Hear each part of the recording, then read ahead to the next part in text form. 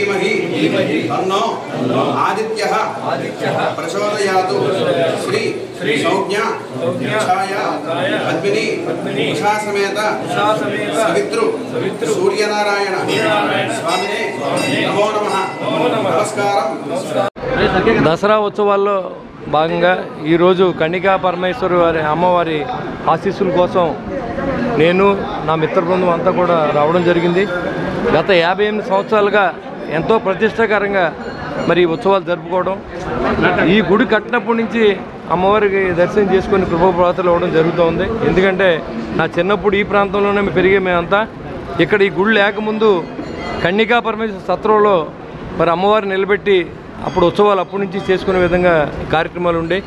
అదేవిధంగా ఈరోజు అమ్మవారి ఆలయాన్ని నిర్మించి ఎంతో భక్తి శ్రద్ధలతో మరి ఈ ఆర్యవైశ్య కుటుంబాలన్నీ కూడా వారి ఇంట్లో ఏదో ఉత్సవం జరిగినట్టుగానే ఈ ఉత్సవాలు జరిపించడం అనేది ఈ ఊరికి మంచి జరగాలి అనే ఉద్దేశంతో అమ్మవారి ఉత్సవాలు అంటే మంచి కోసం చేస్తాం, 10 మంది బాగుండాలని చేస్తాం. మరి దాంట్లో భాగంగా ఈ కార్యక్రమాలన్నీ చేసేటువంటి శక్తి అమ్మవారు వారికి ఇవ్వాలని, రాబోయే రోజుల్లో మరింత అభివృద్ధి చెందాలని, ఇప్పటికే చాలా అభివృద్ధి చేశారు. నూతన కమిటీ సభ్యులంతా యువకులు ఉత్సాహవంతులు అందరూ కూడా ఈ గుడిని ఇది మాది అని ఒక ఆలోచనతో చాలా బాగా చేసుకోవడం జరుగుతుంది. కాబట్టి తప్పకుండా అమ్మవారి ఆశీస్సులతో, ఎందుకంటే మరి భారతదేశంలో ఎక్కడైనా సరే వాసవి అమ్మవారి పేరు మీద సేవా కార్యక్రమాలు అన్నదానాలు జరిపించడం అనేది ఇండియాలోనే అన్ని చోట్ల ఉంది, భారతదేశంలోనే అన్ని చోట్ల కూడా మరి ఈ కార్యక్రమాలు జరుగుతూ ఉంటాయి అమ్మవారి పేరు మీద. ఇది చాలా అదృష్టం. ఎందుకంటే ఒక మన ప్రాంతంలోనూ మన ఊర్లోనే కాకుండా అన్ని ప్రాంతాల్లో కూడా వాసవి ఆర్యవైశ్య సంఘం అని అన్ని చోట్ల పెట్టడం, నిత్యాన్నదానం జరిపించడం, గుళ్ళు ఉన్న చోట అన్ని చోట్ల కూడా.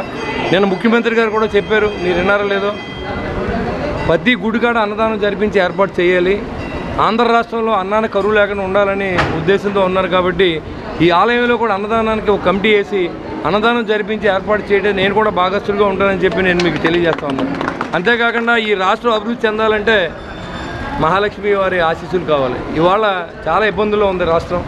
మరి ఏదైతే ఎంతో దృఢంగా పరిపాలన చేసేటువంటి వ్యక్తి చంద్రబాబు నాయుడు గారు సీఎంగా రావడం, పవన్ కళ్యాణ్ గారు నిజాయితీగా పనిచేయడం, యువకుడు లోకేష్ అన్ని రంగాల్లోనూ ప్రాధాన్యత సాధించాలి, మన రాష్ట్రం విద్యారంగంలో మరింతగా రావాలని చెప్పి ఆయన చేసే కృషికి అమ్మవారి ఆశీస్సులతో పాటుగా ఈ రాష్ట్రానికి ధనాన్ని కూడా వచ్చి మరి అందరికీ సౌభాగ్యంగాను మరి ఆరోగ్యంగాను ఉండాలని చెప్పి నేను మనస్ఫూర్తిగా అమ్మవారిని కోరుకుంటూ సెలవు తీసుకుంటున్నాను.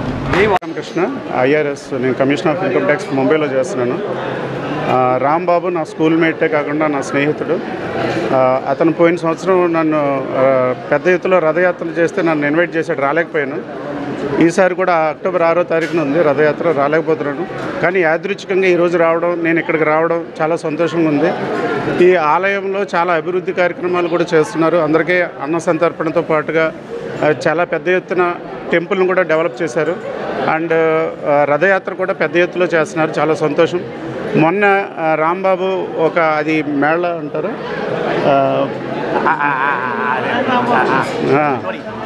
అది వేరే ప్రాంతం నుంచి పిలిపించుకొని కూడా మహారాష్ట్ర నుంచి పిలిపించి పెద్ద ఎత్తున చేస్తున్నాడు. సో రాంబాబుకి చాలా విజయాలు, తర్వాత ఆలయ కమిటీ మెంబర్స్ అందరికీ కూడా మంచి విజయాలు చేకూర్చాలని. అంతేకాకుండా మన ఎమ్మెల్యే గారు చెప్పారు, ఆయనకి అంగబలం, అర్ధబలం, ఓట్ల బలం కూడా ఇచ్చి ఆయన కంటిన్యూస్గా అధికారంలో ఉంచి మన తాడేపల్లిగూడెంకి అభివృద్ధి కలగాలని కోరుకుంటున్నాను. Thank you.